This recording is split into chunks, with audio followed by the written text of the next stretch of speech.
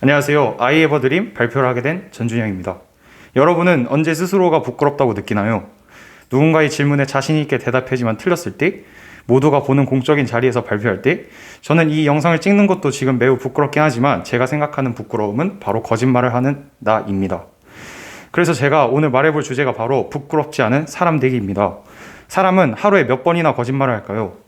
미국 서던 캘리포니아 대학의 심리학자 제럴드 제리슨의 연구 결과에 따르면 사람은 하루 평균 200번의 거짓말을 한다고 합니다. 사람마다 다 다르긴 하지만 저마다 다른 이유로 거짓말을 하곤 합니다. 잠깐 차가 막혀서 늦었어요. 또 오래된 연인이나 부부 사이에서 사랑한다 라는 말도 거짓말에 속한다고 합니다.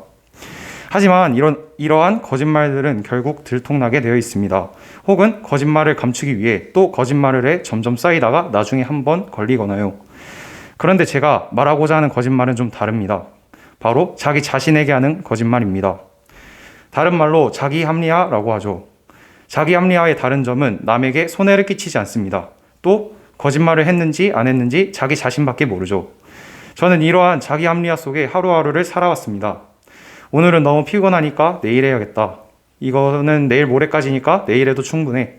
다음번에 더 잘하면 되겠지 라며 지금의 나는 다음날의 나에게 계속 일을 맡긴 채 현재 놀기에 급급했습니다. 그러던 어느 날 결국 시간이 얼마 남지 않은 채 허겁지겁 일을 끝내며 제대로 된 성과를 얻지 못하는 저 자신을 보고 현실 자각 타임이 왔습니다. 정말 많은 생각이 들더라고요. 제 자신을 원망하기도 했고 화가 나기도 하며 또 주변 사람들을 보니 이미 나와는 멀리 달려가고 있는 것 같아 부럽기도 했습니다. 그래서 저는 이 악습을 끊고자 몇 가지 노력을 통해 나아지고 있고 이걸 여러분들과 공유해보고자 합니다. 첫 번째는 플래너 작성입니다. 저는 플래너 쓰는 걸 아주 좋아하는 편입니다. 하지만 아무것도 안 하고 논 날에는 플래너를 안 쓰고 그냥 건너 뛰어넘은 것들이 많아 플래너가 2주 이상은 이어지지 않았었습니다. 그래서 저는 이 플래너에다가 논 것들도 쓰기 시작했습니다. 공부한 건 없지만 논 것은 많아 플래너 쓰기가 수월했습니다. 그러다 보니 다음날 어제의 논 모습을 플래너를 통해 확인하고 양심의 가책을 느낀 뒤 오히려 동기부여를 받게 되더라고요. 두 번째는 확실한 보상입니다. 저는 평소 노래 듣는 것을 좋아합니다. 그래서 저는 나만의 보상을 노래 듣기로 정하고 할 일을 한 뒤에 플래너에 체크를 하고 노래를 2곡 정도 들으면서 쉬는 시간을 갖곤 합니다. 하지만 또 이러한 시간이 할 일을 하는 시간보다 길어지게 된다면 그것도 좋다고 볼 수는 없습니다. 마지막 방법은 주변 사람들에게 알리기입니다. 저는 실제로 이 방법을 사용해 오고 있으며 신나게 놀고 있을 때면 주변에서 할 일을 지적해줘 주변에서 시선을 느끼며 할 일을 하게 됩니다.